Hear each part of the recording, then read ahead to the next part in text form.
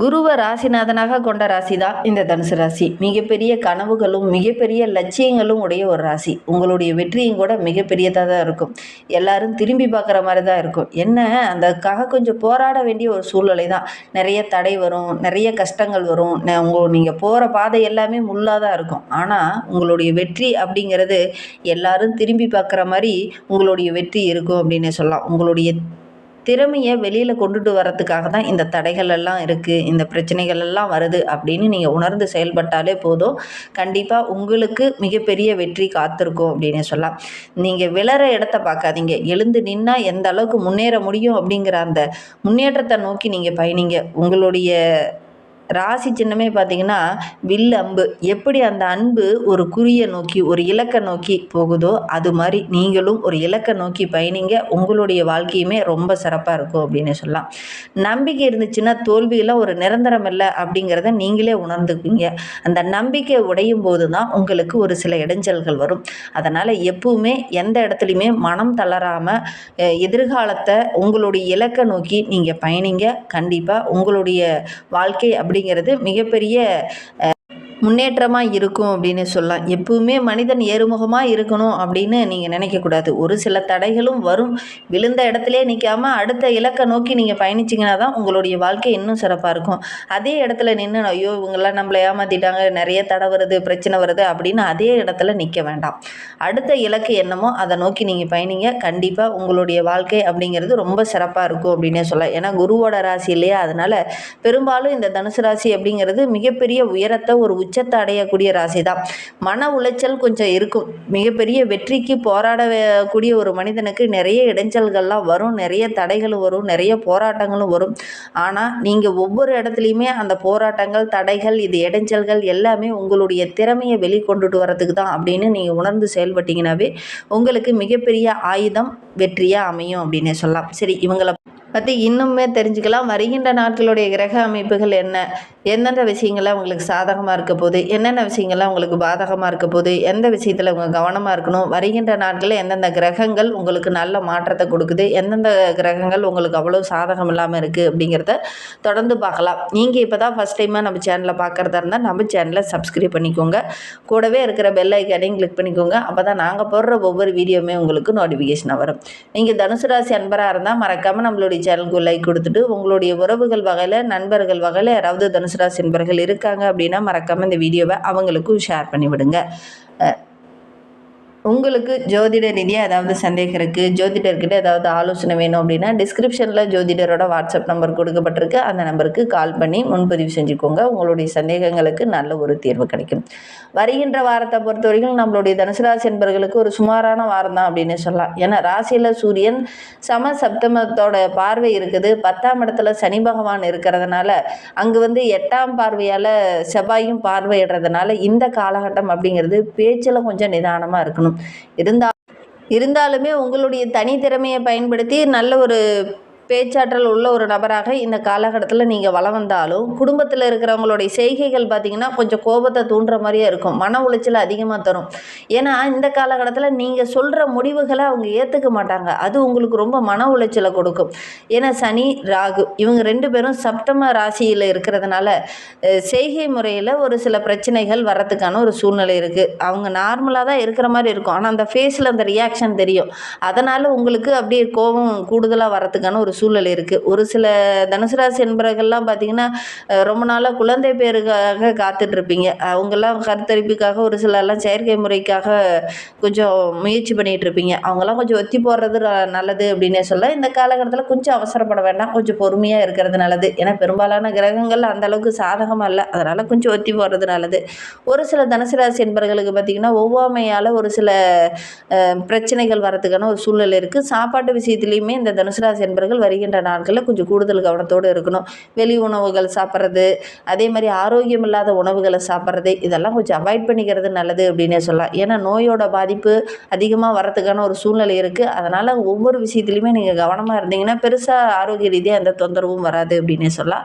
ஒரு சிலருக்கு நோய் தொந்தரவு இருந்துகிட்டு இருக்கும். சரி இந்த வழி தானே நம்ம அப்புறம் பார்த்துக்கலாம், இப்போ செலவுக்கு காசு இல்லை, நம்ம அப்புறமேட்டுக்கு போய் ஏதாவது ட்ரீட்மெண்ட் எடுத்துக்கலாம் அப்படின்னு கொஞ்சம் ஒத்தி போட்டு வைப்பீங்க. அந்த பிரச்சனை பார்த்திங்கன்னா கொஞ்சம் பெருசாகிறதுக்கான சூழ்நிலை இருக்குது. பாதிப்பு அதிகமான வெட்டி நீங்கள் போய் ட்ரீட்மெண்ட் எடுத்துக்கும் போது கொஞ்சம் கடன் பிரச்சனை, அதனால் எக்ஸ்ட்ரா கொஞ்சம் செலவு வரத்துக்கான ஒரு சூழ்நிலையில் இந்த தனுசு ராசி என்பவர்களுக்கு இந்த காலகட்டத்தில் வரத்துக்கான ஒரு சூழ்நிலை இருக்குது. அதனால் ஆரோக்கிய விஷயத்தில் கொஞ்சம் கவனமாக இருந்துக்கோங்க. நிலம், வீடு, வண்டி வாகனம் இதெல்லாம் வாங்கக்கூடிய யோகம் இருக்குது இந்த தனுசு ராசிக்கு அப்படின்னு சொல்லலாம். இதே மாதிரி இந்த பொருட்கள்லாம் வாங்கி அதற்கான டாக்குமெண்ட்லாம் வச்சுருப்பீங்களா, அதெல்லாம் பத்திரமா வச்சுக்கோங்க. ஒரு சிலருக்குலாம் மறதி போன்ற பிரச்சனைகளால் மீண்டும் மீண்டும் அதை தேடுறதுக்கான ஒரு சூழ்நிலையெல்லாம் ஏற்படும் அப்படின்னு சொல்லலாம். ஒவ்வொரு செலவுமே நீங்கள் திட்டமிட்டு செலவு செய்யுங்க. ஒரு சிலர்லாம் சுப செலவுகள் இந்த காலகட்டத்தில் வரும். அதனால் கொஞ்சம் ஆடம்பரமாக செலவு செய்கிறதுனால எக்ஸ்ட்ரா கடன் வாங்க வேண்டிய ஒரு சூழ்நிலையெல்லாம் இருக்குது. இந்த விரயத்தை மட்டும் கொஞ்சம் திட்டமிட்டு செலவு செஞ்சுக்கோங்க. மாணவர்களை பொறுத்தவரையிலும் இந்த காலகட்டத்தில் உயர்கல்விக்காக ஒரு சிலர்லாம் முயற்சி பண்ணிகிட்டு இருப்பீங்க. உங்களுடைய முயற்சிக்கேற்ற நல்ல ஒரு சாதகமான பலன் கிடைக்கக்கூடிய ஒரு அற்புதமான வாரமாக தான் வருகின்ற நாட்கள் இந்த தனுசு ராசி என்பவர்களுக்கு அமைந்திருக்கு அப்படின்னு சொல்லலாம். தேவையில்லாத கற்பனையெல்லாம் கொஞ்சம் அவாய்ட் பண்ணிக்கோங்க. ஒரு சிலர்லாம் பார்த்தீங்கன்னா வண்டியில் போயிட்டுருங்க, அவன் எதிரில் வர வண்டிக்காரன் நம்ம மேலே வந்து மோதிட்டானா என்ன ஆகும், அந்த மாதிரி கற்பனையெல்லாம் இந்த காலகட்டத்தில் இந்த தனுசு ராசி என்பவர்களுக்கு வர்றதுக்கான சூழ்நிலை இருக்குது. பய உணர்வு கொஞ்சம் அதிகமாக இருக்கிறதுக்கான ஒரு சூழ்நிலையில் இருக்குது. இதெல்லாம் ஒரு பக்கமாக மூட்டை கட்டி ஓரமாக வச்சுட்டு உங்களுடைய எதிர்காலத்தில் நீங்கள் என்ன பண்ணணுமோ அதை பற்றி மட்டும் யோசிங்க. தேவையில்லாத பய உணர்வை கொஞ்சம் அவாய்ட் பண்ணிக்கோங்க. அதே மாதிரி உங்களுக்கு ஒரு சில பய உணர்வு இருக்குது அப்படின்னா ஆஞ்சநேயரை வழிபடுங்க. ஆஞ்சநேயர் வழிபட்டீங்க அப்படின்னா மனதில் இருக்கக்கூடிய அந்த குழப்பங்கள்லாம் நீங்கி மனோதைரியம் கொஞ்சம் அதிகமாகும். மனோதைரியம் அதிகமாகும் போது இந்த பயங்கள்லாம் உங்களை விட்டு தானாக விலக ஆரம்பிச்சிடும். அதனால் இந்த முடிந்த அளவுக்கு இந்த தனுசு ராசி என்பவர்கள் ஆஞ்சநேயர் வழிபாடு செய்யுங்க. அதோட கூட இஷ்ட தெய்வத்தையும் உங்களுடைய குல தெய்வத்தையும் வழிபட்டுட்டு வாங்க. நீங்கள் எடுக்கிற காரியங்கள் உங்களுக்கு சக்ஸஸாக அமையும். முன்னோர்கள் வழிபாடை மறக்காமல் எப்பவுமே செஞ்சுட்டு வாங்க. அமாவாசை நாட்களில் முன்னோர்கள் வழிபாடு செய்கிறத வந்து மறந்துடாதீங்க. இந்த தனுசு ராசி என்பவர்கள் எப்பவுமே முன்னோர்கள் வழிபாடு கண்டிப்பாக உங்களுடைய வாழ்க்கையில் ஒரு மாற்றத்தை ஏற்படுத்தும். நம்பிக்கையோடு இதை தவறாமல் நீங்கள் செஞ்சுட்டு வாங்க. அதே மாதிரி புதுசாக ஒரு சில விஷயங்களில் இறங்கக்கூடிய தனுசு ராசி என்பவர்கள், குறிப்பாக காதல் விவகாரங்களில் இருக்கிறவங்கலாம் பெற்றோர்கிட்ட சம்மதம் கேட்கறதுக்காக ஒரு சிலர்லாம் வெயிட் பண்ணிட்டு இருப்பீங்க. அவங்களாம் இந்த காலகட்டத்தில் கேட்டிங்கன்னா கூட ஒரு சாதகமான பலன் கிடைக்கும் அப்படின்னு சொல்லலாம். திருமணமெல்லாம் நடக்கக்கூடிய யோகம் இருக்குது.